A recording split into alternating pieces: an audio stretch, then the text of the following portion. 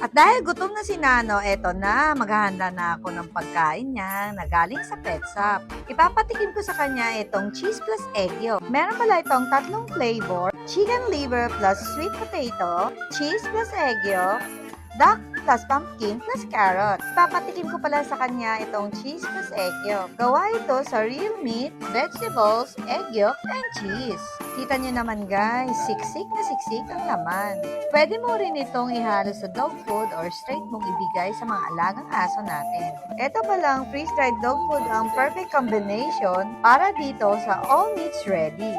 Rich in protein, taurine, vitamin A, D3, and vitamin E pala ito. Tara na guys, pakainin na natin si Nano. O, kita nyo naman, excited talaga siyang kainin itong all meats ready. No harm additives pala to, kaya safe na safe ito pakainin sa mga alagang aso natin.